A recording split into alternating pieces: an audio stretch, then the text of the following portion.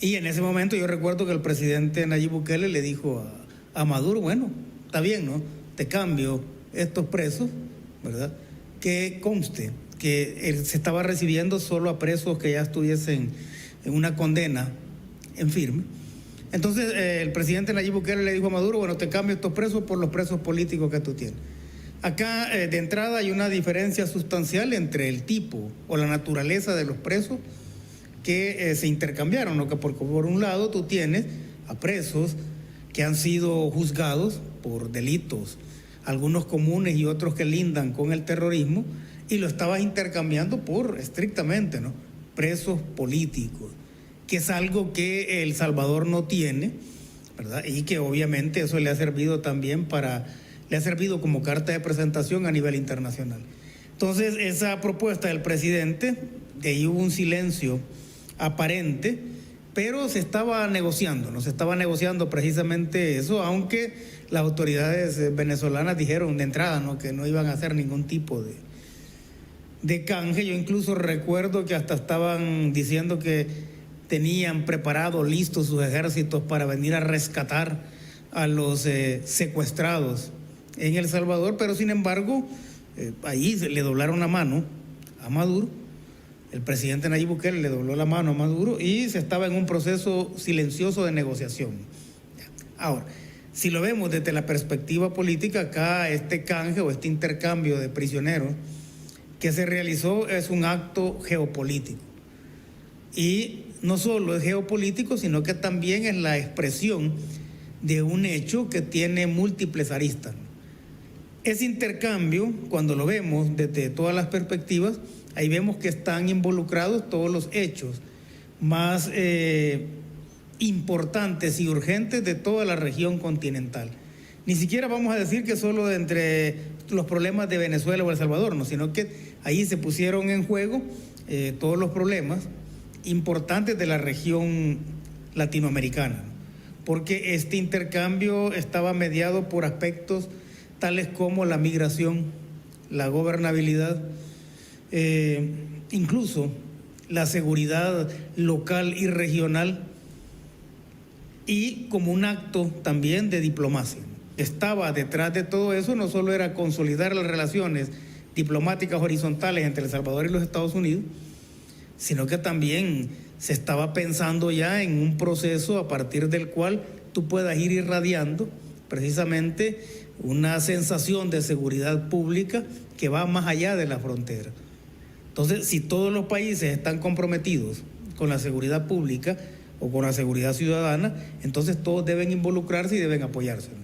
El presidente lo que hizo fue ser el pionero precisamente en ese tipo de acciones, al ofrecer el SECOT, e incluso había hasta ganancia económica, ¿no? Porque con los ingresos podía sostener todo el sistema penitenciario salvadoreño, pero también era una muestra no solo de una visión global de lo que es el problema de la seguridad, sino que también una serie de relaciones diplomáticas horizontales en las cuales el principal beneficiado no solo somos nosotros como país, sino que también nuestros compatriotas que viven en los Estados Unidos.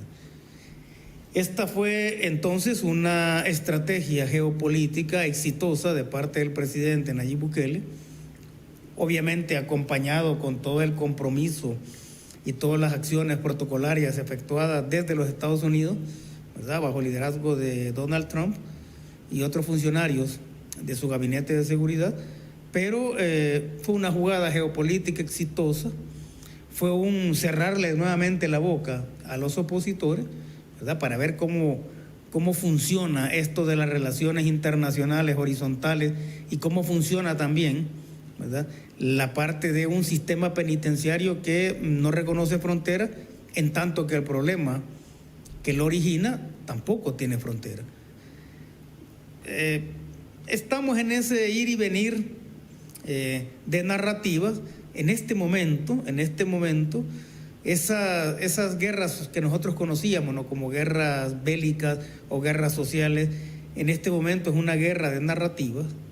La narrativa defendida por los opositores, que es la de los victimarios, y la narrativa que asumió el presidente Nayib Bukele desde su primer día, como presidente de la República, que es la narrativa de las víctimas. Si nosotros revisamos esa narrativa, le vamos a encontrar lógica a todas las acciones que ha llevado a cabo el presidente, ¿no?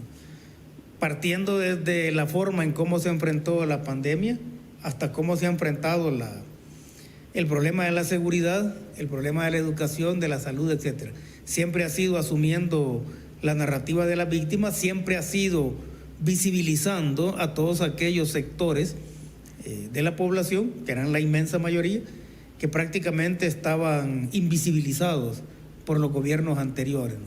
Y estaban condenados a ser víctimas permanentes, ¿verdad? Hasta el punto de querer convencer a la población de que ser víctima era algo ineludible, que vivir con la delincuencia era un destino inexorable. Pero bien, día a día nosotros vemos las acciones o el fruto de las acciones, y es por eso que El Salvador está en las noticias internacionales, ¿no? Hay unos pocos que obviamente atacan al país por todas las medidas que se toman, pero esos que lo atacan son también como la narrativa transnacional de los victimarios, ¿sí? Y eso está muy vinculado a una serie de grupos delincuenciales que no solo tienen que ver con pandillas, ¿no? Sino que hay toda una red muy amplia de formas de delincuencia, ¿verdad? Que son las que se sienten particularmente afectadas con todas las acciones que el presidente está tomando, y que precisamente esas acciones son las que lo mantienen a él con un liderazgo y una aceptación ciudadana prácticamente intacta, después de 6 años de gobierno, ¿no? Después de 6 años de sufrir ataques por todos lados, pero lo que vale al final es la verdad pragmática de la gente, ¿no? Y esa verdad pragmática es la que dice que 9 de cada 10 apoyan su gestión. Como burda ha sido toda la doctrina de enfrentamiento que le ha servido de base al FMLN en particular para atacar a este gobierno. Pero con ese tipo de acciones, con ese tipo de comportamiento individual y colectivo que tienen los líderes, particularmente del FMLN, lo que hacen es, como dice la gente, ¿no?, cavar más su tumba.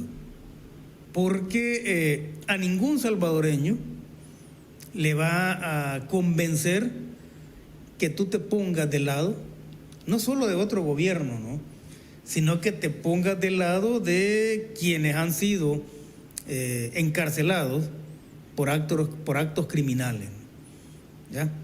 Ahora, ¿qué es lo que evidencia esa acción? Lo que hemos venido diciendo durante mucho tiempo, ¿no?, que todos estos 30 años en los cuales El Salvador vivió en peligro, estos 30 años en los que en el ranking mundial de países peligrosos El Salvador siempre aparecía en el top 3, ¿verdad?, y cuando mucho en el top 5, ¿verdad? Todo eso fue una traición orquestada con conocimiento de causa, no solo por los gobiernos de Arena, sino también por los gobiernos del FMLN. Y es que cuando uno revisa todo el actuar de los gobiernos de estos dos partidos, te das cuenta de que la narrativa siempre fue una narrativa de los victimarios, siempre trataron de normalizar la existencia de las pandillas y de legitimar el prestigio social de los victimarios, y eso lo siguen haciendo. Pero eso queda ratificado hoy cuando este partido, entre comillas de izquierda, se pone de lado de un régimen que, con el solo hecho de tener presos políticos, ya se pone en duda la legitimidad que tienen. Todos los gobiernos tienen opositores, eso es un hecho, ¿no? No importa el tipo de gobierno del que estés hablando, tienen opositores. Ahora, tú como gobierno tienes la opción de hacerle la guerra a estos opositores, algunos incluso la guerra física, ¿no?, con desaparecimientos y asesinatos, o la guerra penitenciaria, que es encarcelando, ¿no?